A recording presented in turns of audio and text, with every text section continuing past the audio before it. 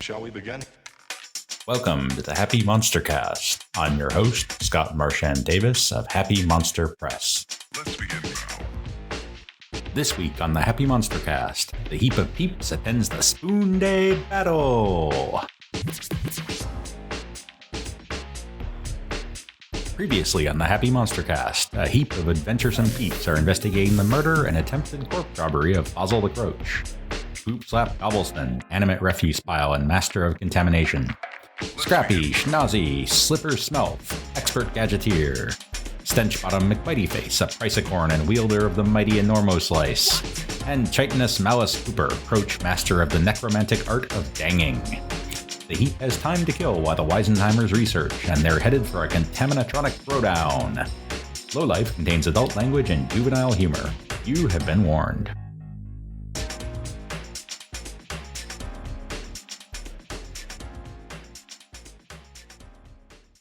Let's recap. So you are on the trail of a mystery. The mystery involves something called the Primordial Soup Kitchen. And what you know about this is that someone was willing to kill and try to steal the body of a Croach named Fossil, probably to get information about this Primordial Soup Kitchen. And so you found a group of Weisenheimers that might be able to help you out, but they insisted that you beat up a gang of ruffians that were terrorizing them and giving them wedgies.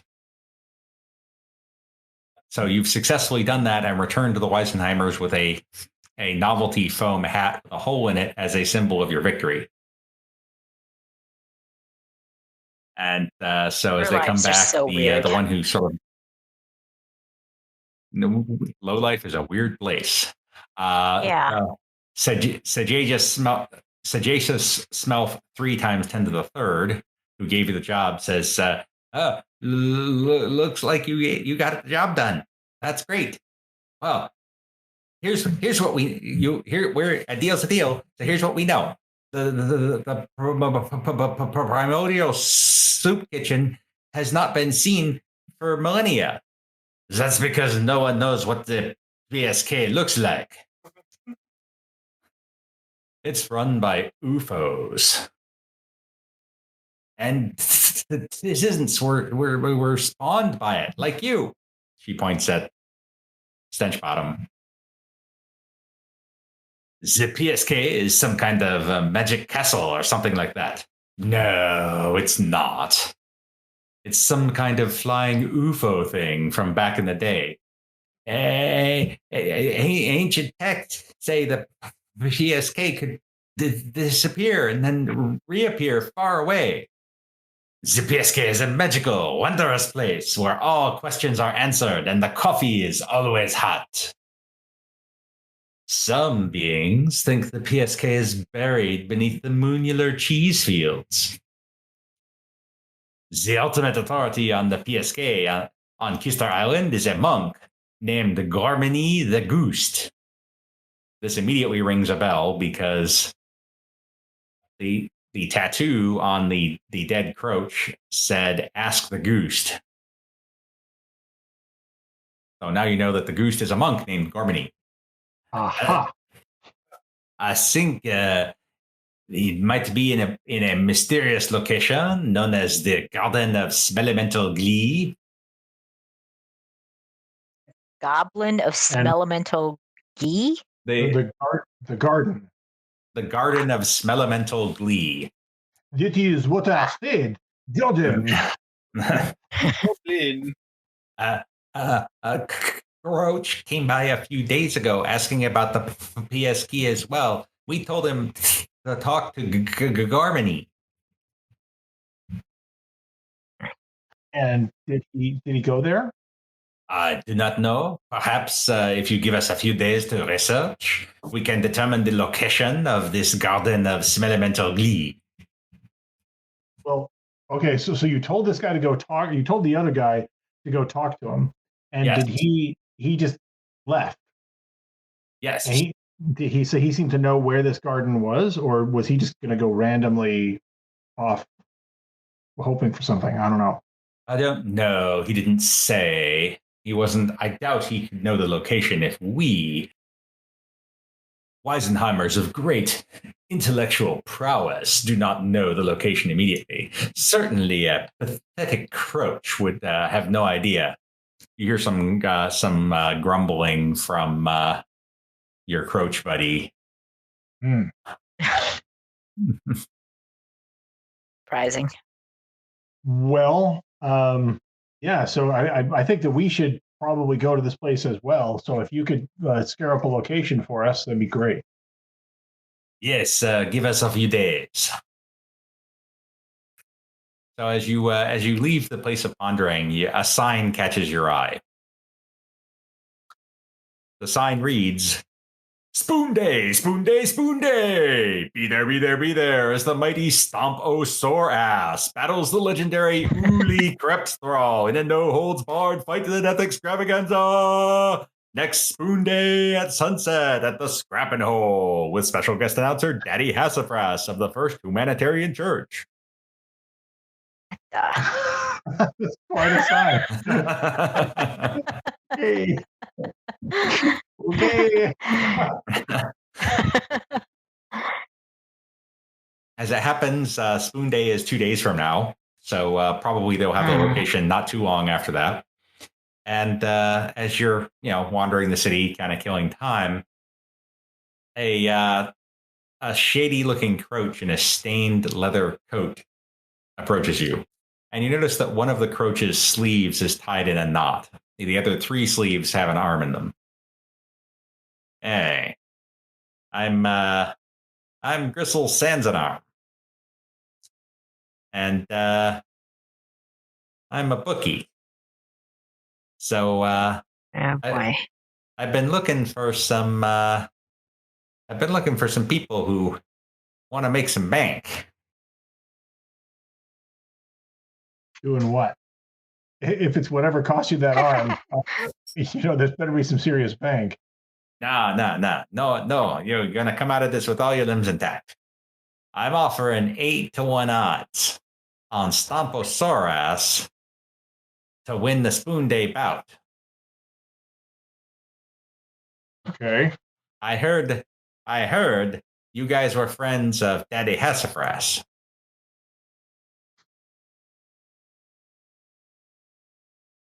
So I figure you might want to make some bank and do some good. We? Well, I mean, who We could? want to do. Well, I mean, you might you can always use clams, right? Yeah, doing good, maybe. Making bank, oh yeah. Now you got my attention. Yeah. So, what's your deal here, mister? All right, so you place the bets, right? That's your payoff. But here's the deal. I've been keeping my ear to the ground on the streets, and I heard Ulan Crepulos has ordered his minion, Uli Krebsthrall, to run amok in the stands. And then thugs disguised as Daddy Hassafras's bodyguards are going to nab him right out of the announcer's box. I'm looking for you all to deal with those fake bodyguards. See, I'm a congregant for Daddy Hassafras. I'm a humanitarian. And I figure if you take out the bodyguards, I can get Hassafras clear. But I don't want Hassafras to know about it because, Daddy doesn't know how bad the traitors have infiltrated his congregation. Okay, so you want us to protect Daddy Hassafras from these people that are going to try to nab him. And they're going to do this during the ruckus at the show. Exactly. Soon as that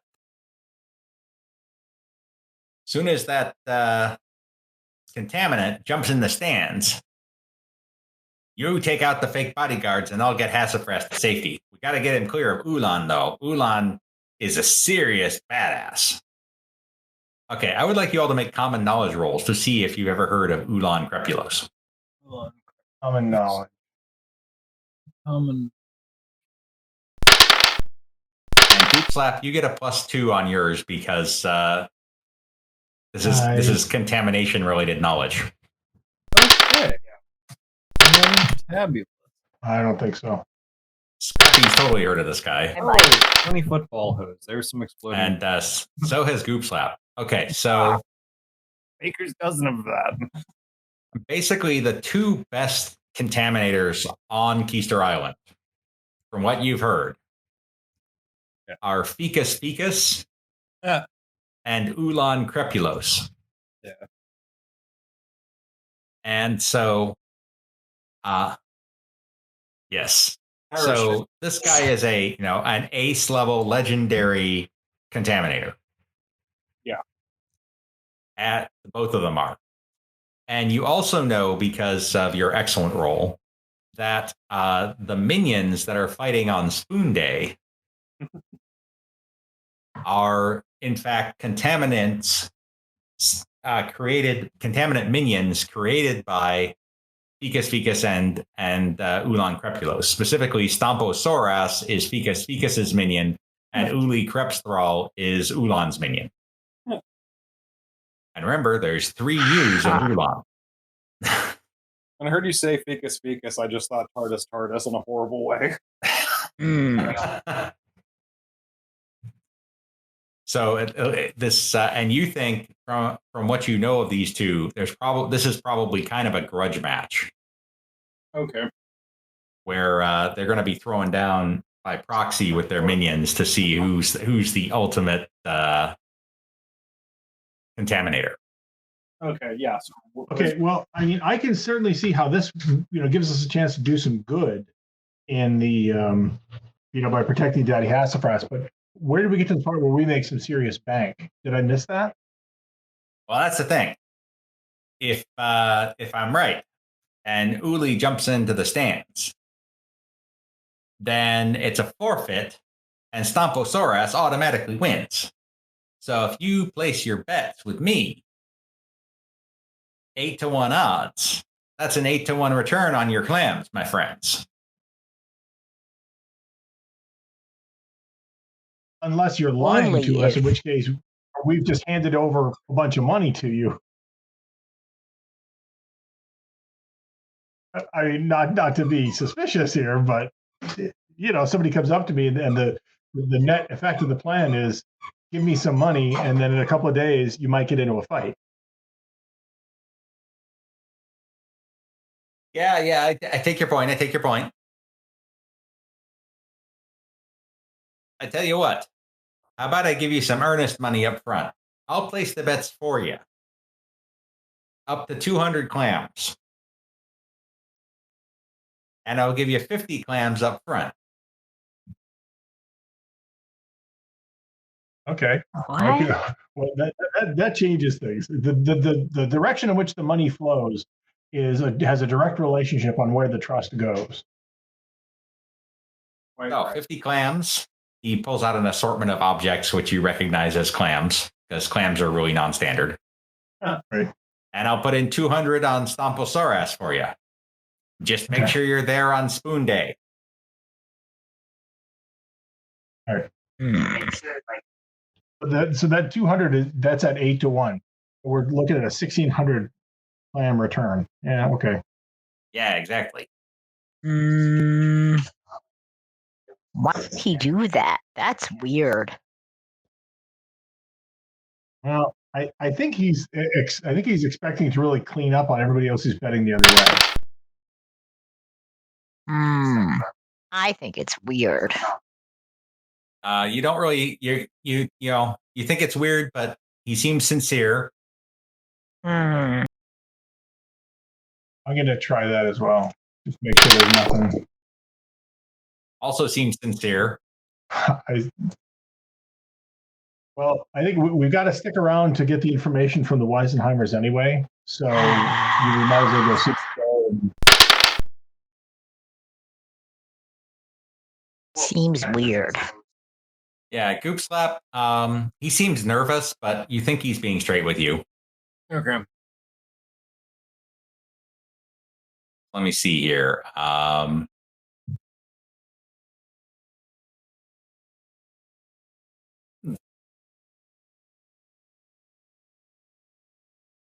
All right. So the four of you and Gary can make your way on Spoonday, but before that, Stench Bottom, you were wounded in the previous battle. Yeah. You may make a vigor roll for Oh. natural healing as you're resting up over these couple of days, or you could try to find somebody to patch you up. Let me do the vigor roll and see how that goes. Could I try another healing? No, you only get one shot at that. Okay, so you heal Okay. one wound, but that still leaves you with two. All right. Let me, in these days, let me go find somebody who can help me out here. All right, so make a common knowledge roll at +1 to see who you can find.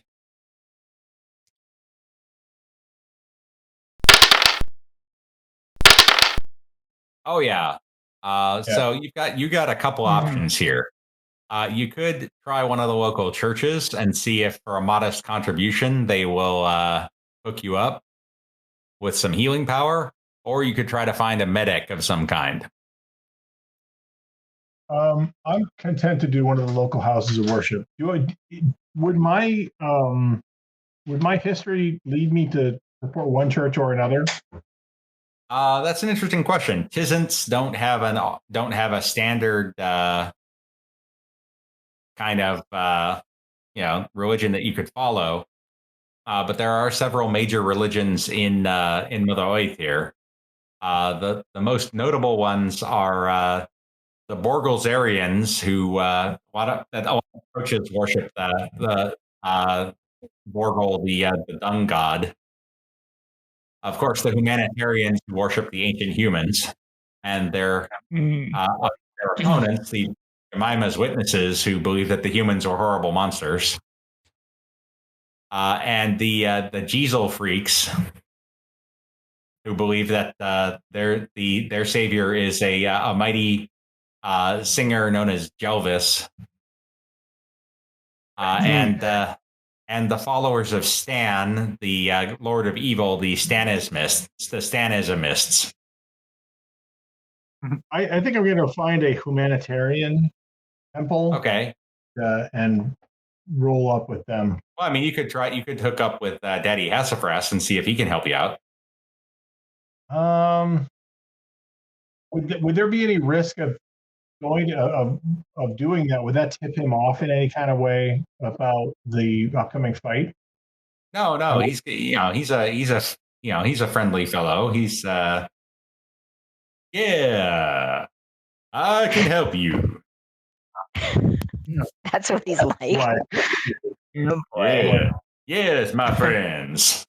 Let the power of humans bless you.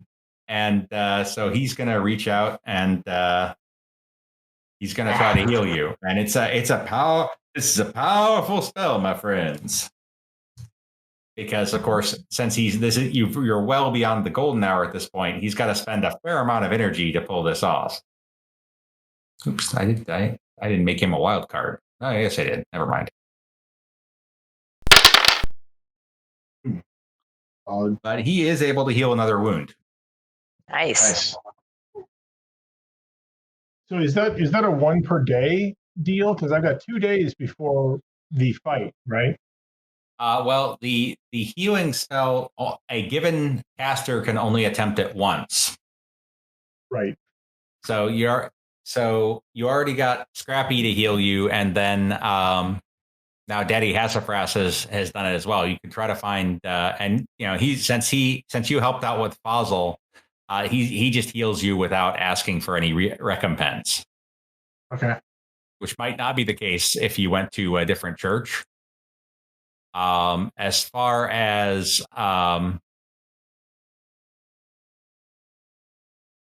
natural healing, that's every 5 days. So it's going to be a little bit before you can do that again. Maybe I'll try another a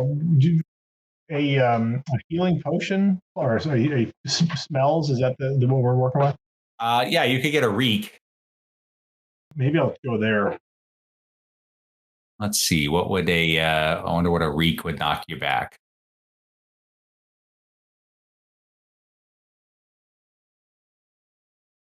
I'm trying to see how much money I have.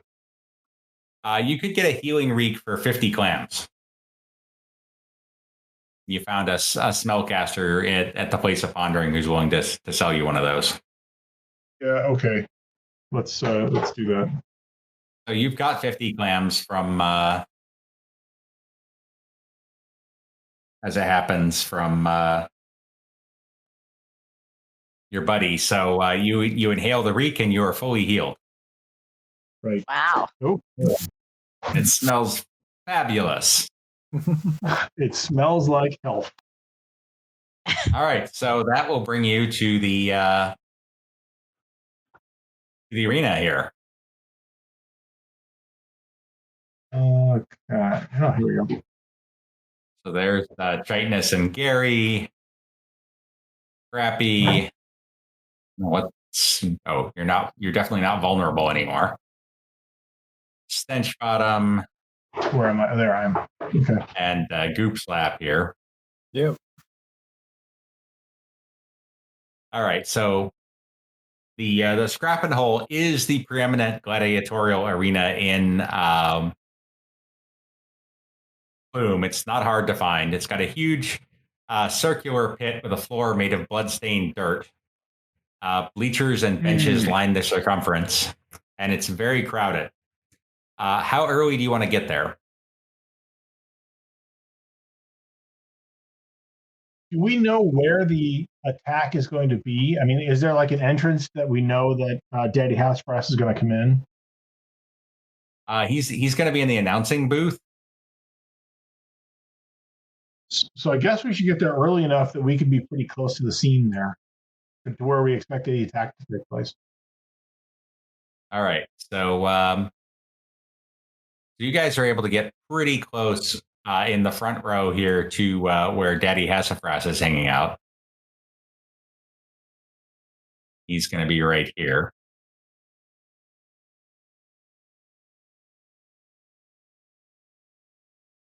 All right, so you see a few people you recognize, Orbital and Finsto the Quill.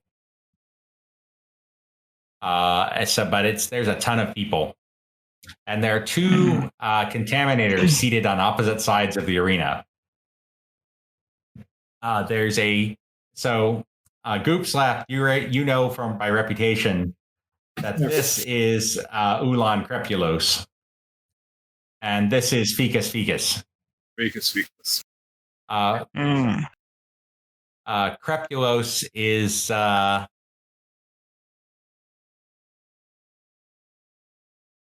Crepulos is a creamphilian. Yep. And Ficus Ficus is a worm dressed in robes made of overlapping scales of dried mucosite. And bookies and refreshment vendors are wandering through the crowd, taking bets and selling slog dogs and grog. And I would like you all to make notice rolls at -4 to see if you spot anyone unusual. At -4. Okay. We'll give one exploded. Huh. Okay, Goop Slap. Huh. You spot Gristle Sansanar in the crowd. He's in disguise, including a fake arm, and he's disguised as a slog dog vendor.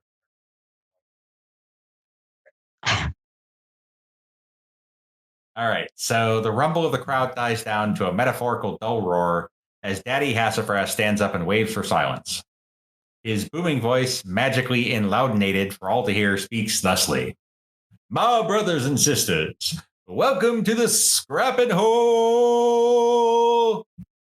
Oh boy. The crowd goes wild. Oh boy. We are graced by the blessed human race this evening, my brothers and sisters. Yes, indeed, graced to bear witness to a battle of truly epic proportions. The crowd cheers, hoots. A female voice from somewhere yells, "We love you, Daddy Hassafras!" Oh boy. A couple of creamfillions wearing checkered do-rags exchange surly looks and flip Daddy Hassafras the bird. Brothers and sisters, allow me, if you please, to introduce the combatants for this evening's struggle. On my left, he motions to his left, for a monstrous beast of rusted metal spikes. Sorry, his right, where a monstrous beast of rusted metal spikes and massive wooden feet emerges from the tunnel under the bleachers. Minion of the legendary Ficus Ficus, you better mind your manners or he'll crush you to dust. Stomp, oh, Soras! The crowd erupts in cheers as Ficus Ficus wave. Stomposaurus stomps his way to the center of the field before taking a deep bow, his many spikes gouging deep ruts into the hard-packed dirt. A banner hanging cape-like from its back declares, "The chopping block is good eats." And on my left, continues Daddy Hassafras, you've heard the tales now, hear the wails. Created by the notorious Ulan Grapulos, all the way from one of Ulan's secret hidden lairs. The meanest minion this side of New Ulquar. Put your hands together for Uli Crepstro. Oh boy. Emerging from the tunnel opposite Stomposaurus is a ramshackle creation of rust and filth. It squeaks and shambles its way to the center of the ring, dripping steaming muck as it hobbles along. When it gets to the center of the field, it raises one gigantic arm, which is topped by a wicked axe blade, and begins to swing it in a wide circle, hyping the crowd to ever more obnoxious levels of hollering applause. The two minions turn to face each other as Daddy Hassafras calls forth, "My brothers and sisters, let us begin this no-holds-barred fight to the death, winner-take-all contaminatronic minion battle extravaganza!" He bangs his fist on some sort of gong or something, and the minions begin to fight. At first, it's a pretty even fight. Uli is hurling rocks constantly at Stomposaurus, while Stomposaurus tries to close in and stomp, but Uli's pretty fast. And usually he can get clear, although Stomposaurus does succeed in spiking him a couple of times. But Stomposaurus also takes a couple of rocks to the brain as well. And then suddenly, Uli lifts Stomposaurus completely off the ground and hurls him into the crowd.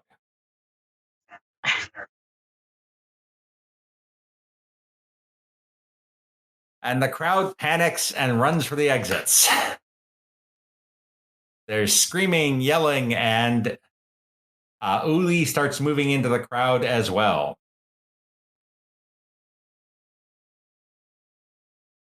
Even though What would you... I think it was. So, are you going to take out Hassafras's guards?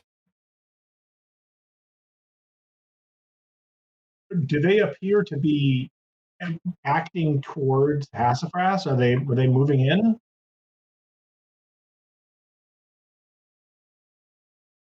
They do not appear. They appear to be closing in around him. Do they look like they're doing so with malicious intent, or are they just like sort of acting the way the guards would do, protecting him? Hard to say at this point. They're closing in on him. They don't seem to be doing malicious intent. Okay, I'm going to go towards Daddy Hassafras. I'm not going to attack the guards, but I'm going to go in and say, "Daddy Hassafras, let me help protect you," and try to interpose myself. Oh, my friend, it's good to see you. All right. And then complete darkness surrounds you. So there's a pool of darkness like so surrounding Daddy Hassafras and you. Oops.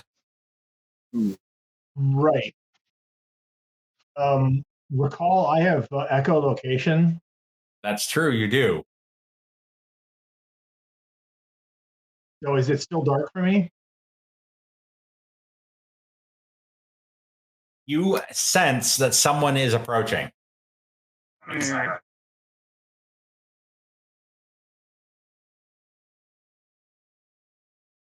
Okay, approaching from where? From the opposite side, from this direction.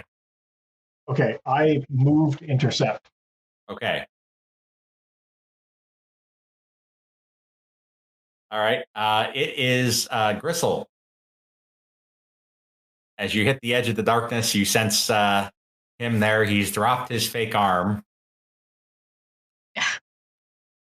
And he says, blast. And that will put us into combat. You little son of a bitch. Okay, fine.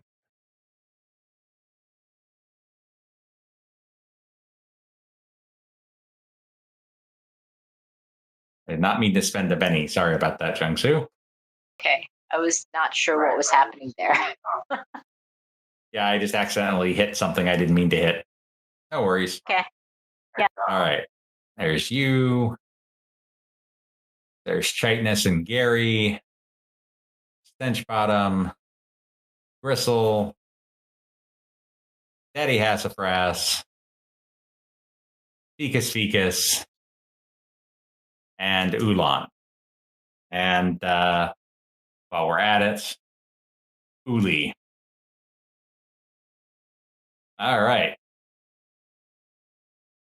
Let's see what happens. Round 1, fight. Oh boy. Okay. As it happens, Goop Slap is up first. Okay. My initiative rolls are crap. Now, you don't really know what's going on here. All you know is that there's something happening in the darkness, that Uli is running amok through the crowd, and that Stenchbottom has run into the darkness around Daddy Hassafras. Right. Is there any way I can sort of get into the arena about here or so? Absolutely. And can I hurl one right there? Assuming that you recognize him as a bad guy, yes.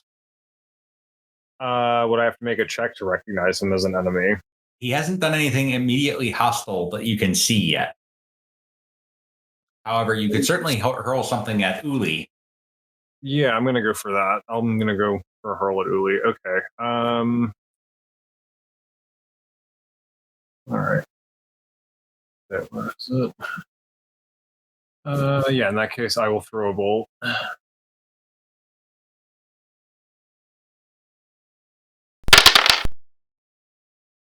That will hit. Ooh. Give me a 2d6 damage. Oh, goodness gracious Oh, me. look at Nice. Wow. All right, so you jump into the arena, and with a massive flourish, you Oh, tear a boy. chunk of filth off of yourself and hurl it violently at Uli. Blur.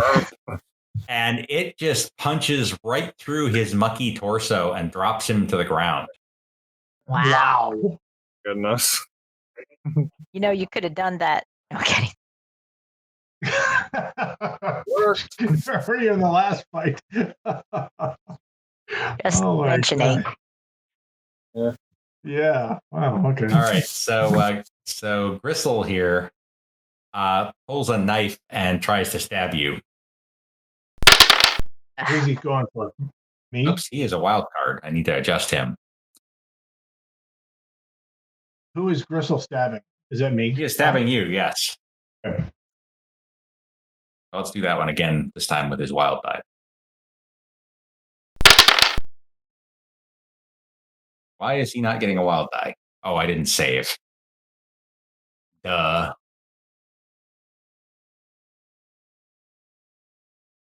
One more time. There we go. Ouch. All right, so the official roll is 8. Okay. So that will hit.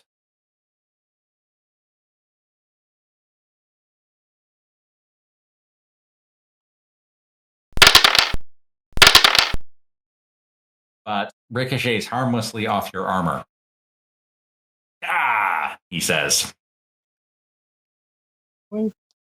Okay, Chitinous and Gary are going to move in and next to Daddy Hassafras, but hold action otherwise and keep an eye on the body cards in the dark, as best they can in the dark. Chitinous is also going to cast Protection on Daddy Hassafras.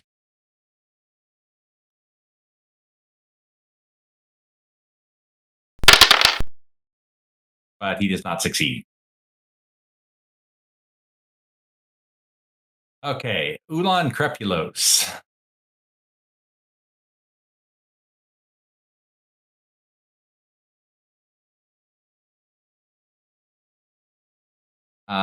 He's going to cast an Empowered Bolt at Ficus.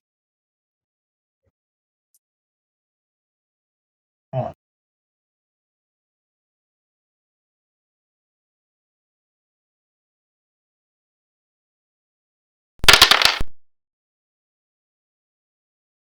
And somehow I forgot to make him a wild card also. Man, I was doing too well with these guys. Wild card. Let's try that again. All right, that hits for 3d6 to Ficus. Pathetically bad damage. So bad that he is going to spend a Benny and re-roll that.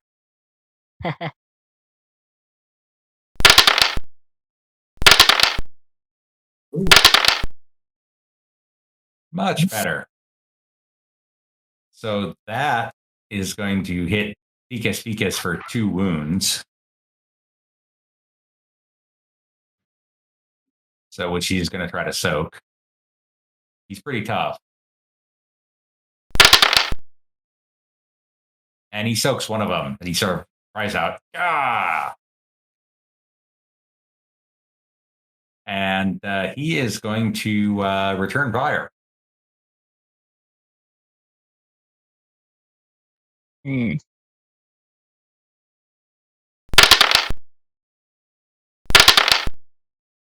And his Empowered Bolt hits with a raise.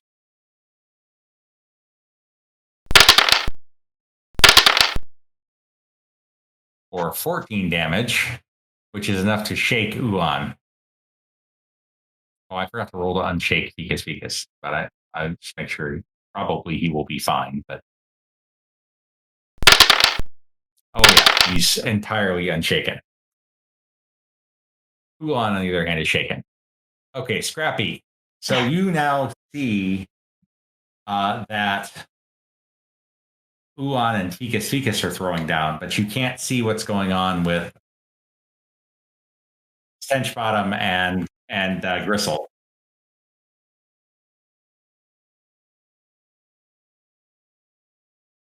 Why don't can I move somewhere relatively safe, but where I can get a view so I can get a shot off? The problem is there's a cloud of darkness around Daddy Hassafras right now. So nobody can really see what's going on there. Okay. I'm gonna hold action until I can see.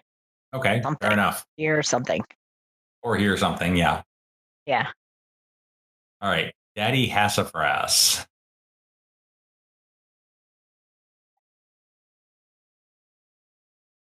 He is going to cast Light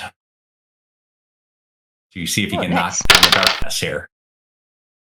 And he succeeds, and so now the area is dimly lit, and you can now see that Stenchbottom and Gristle are fighting. So you can now act if you like. Specifically, Jung Soo, since you were holding action, if you want to do something now, you can. Can I get a shot off? You absolutely can. Okay. It's going to be at a -3, though, because of the dim lighting and the fact that they're in melee. Feeling optimistic. I'll try not to hit anybody I know. Like. You hit. That hits Gristle. Nice. Ooh. Ooh. Boom, boom, A boom. very respectable 14 damage AP2. Nice. Which is effectively 16, since 2 of his points are armor. So that is going to shake him and do 2 wounds, which he is going to definitely try to soak.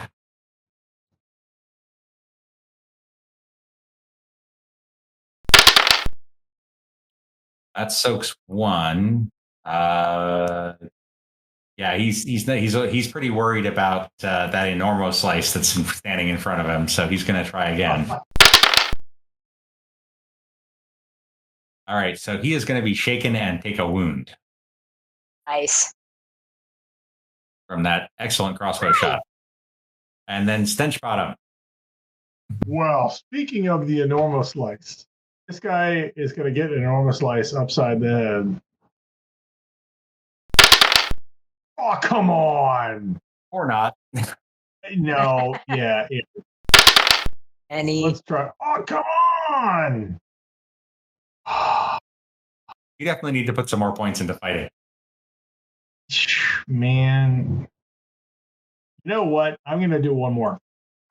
Okay. Oops. Hang on. Oh. Yeah, go ahead. There we go. Oh, very nice. Nice. That, Whoa. on the other hand, is going to, I believe, hit with a raise. Yes. All right. So give me a raise damage.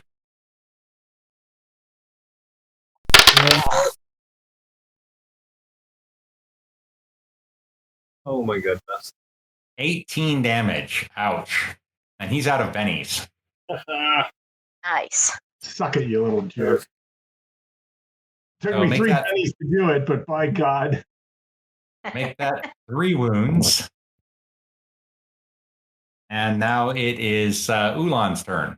So first thing Ulan's got to try to do is unshake.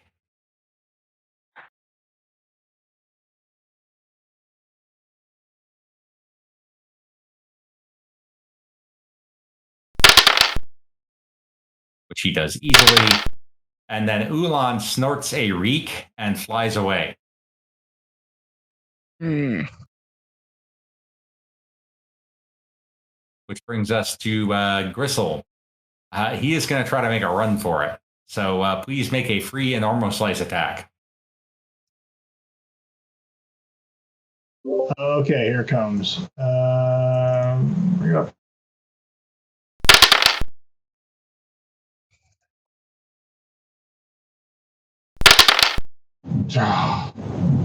Did I hit That it? does not hit. You did not. However, he is not running away very effectively. He only has a pace of 4 right now, with the running because of his wounds. Scrappy, you have a clear shot. Let's do it.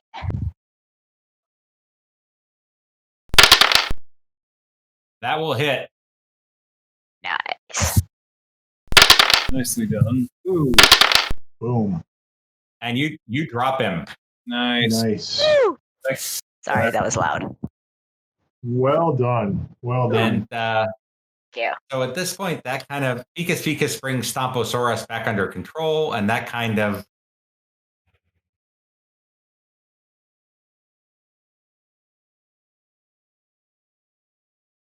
says, and that kind of is that kind of ends the combat. So Daddy Hassafresh right. says, "Wow, you folks are real heroes. I'm going to invite you to a feast. You remember the field where we laid Fossil to rest?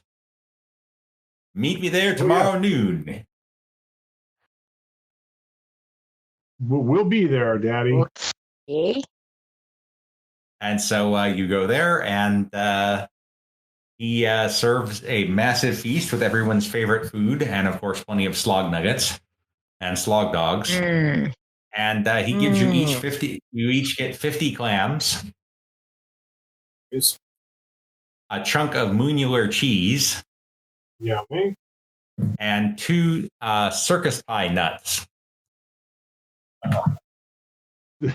Okay. Nicer. Circus pie nuts. Yep. Okay. And he also, these are basically like iron rations. You can eat one for a full day, but they taste so horrible you have to make a vigor roll to avoid throwing them right back up. Mm. Similar to And he lambus also bread, but says, yucky. yes, the worst lembas bread ever. He says, back in Okay. the day, I was an adventurer. And when I adventured, I used this here magic clobbering stick. Perhaps one of you could make good use of it now. So the magic clobbering stick does strength plus d6 damage, and it gives you a +1 on fighting. Shillelagh, basically. Not small and light, is it? So would anyone... you could use it. It's not that heavy. Of course, you are untrained in fighting, but details. Yeah.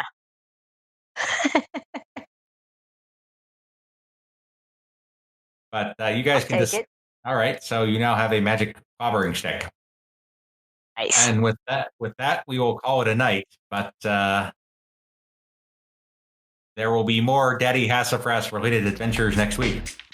You can follow Happy Monster Press on Facebook as Happy Monster Press, at our website, happymonsterpress.com, Twitter as Happy Monster PRS, or follow the podcast on YouTube, Stitcher Radio, Spotify, iTunes, or Google Play Music. The Happy Monster Cast is part of the Savage Worlds Media Network.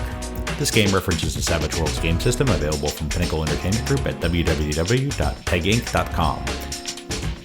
It is unofficial media content permitted under the Media Network Content Agreement.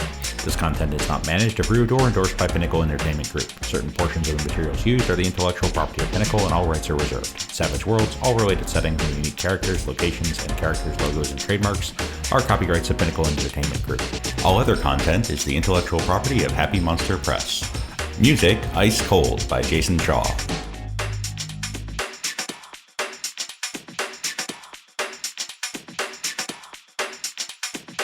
Oh, for sure.